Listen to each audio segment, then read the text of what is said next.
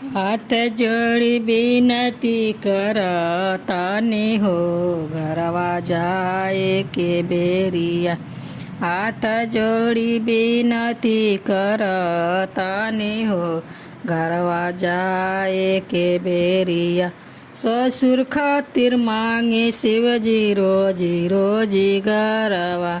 ससुर खातिर मांगे शिवजी रोजी रोजी गरवा। सासुर खातिर सोर हो सिंगारवा हो घरवा जाए के बेरिया। सासु खातिर सोर हो सिंगारवा हो घरवा जाए के बेरिया। हाथ जोड़ी बिनती करतानी हो घरवा जाए के बेरिया। भसुर खातिर मांगिने रोजी रोजी गरवा। भसुर खातिर मांगे शिवजी रोजी रोजी गरवा। जेठानी खातिर सोर हो सिंगारवा हो घरवा जाए के बेरिया। ठानी खातिर सोर हो सिंगारवा हो घरवा जाए के बेरिया।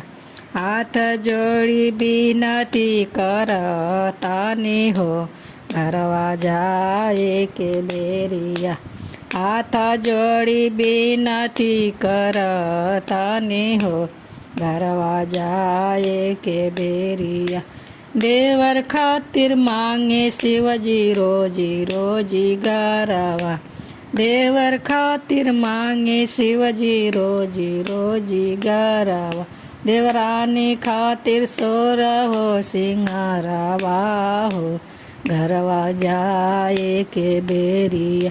देवरानी खातिर सोर हो सिंगारवा हो घरवा जाए के बेरिया। हाथ जोड़ी कर बिनती करतानी हो घरवा जाए के बेरिया।